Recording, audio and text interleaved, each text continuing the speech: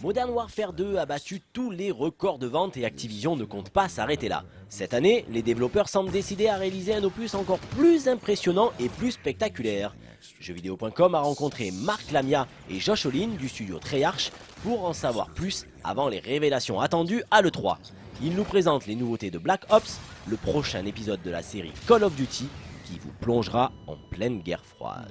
So with Call of Duty Black Ops, we wanted to do something completely new, something totally ownable, and so we looked at this era, this Cold War era, as an opportunity to take on something totally new and to be able to introduce new gameplay experiences to the player. And in particular, we look at the Black Ops that occurred during this era. So it's not so much about the conflicts that did exist. It's about the conflicts you didn't know about. It's about the secret wars. The deniable conflicts that lay underneath the Cold War.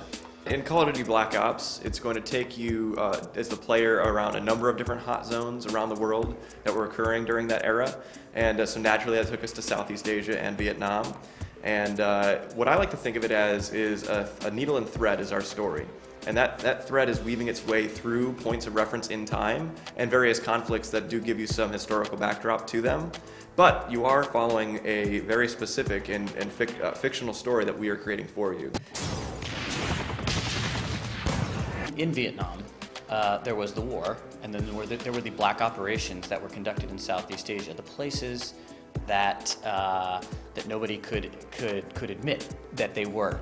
And that's what inspired a lot of the operations that we're going to be running in Vietnam. Now, we have our own story, as Josh mentioned, that will thread through time, through a larger period of the Cold War, and of course, it will also thread through the Vietnam conflict. Well, we draw inspiration from movies, from books.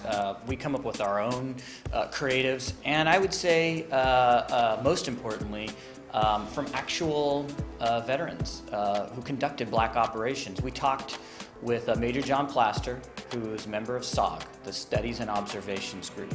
Now that is that's a multi-branched force made up of the best, Green Berets, Army branch, Air Force, and Navy. We learned a lot about how those operations were conducted. We learned a lot about the SOG directly from Major Plaster, who is a member of SOG and is a published author on the SOG. We also learned about black operations and special operations from the Soviet side. And we met with the Soviet Spetsnaz soldier, and that's Sonny Pazikas, and he came to the studio as well.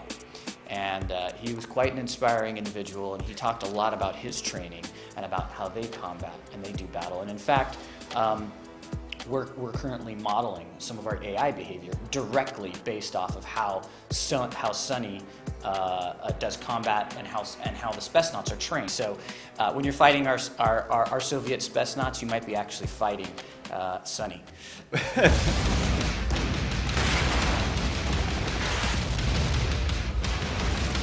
I like the crossbow.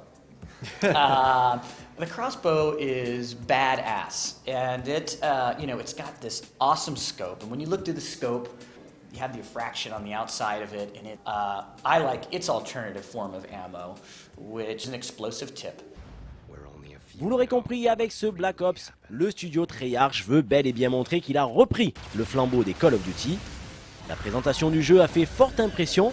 On attend d'en voir plus à l'E3.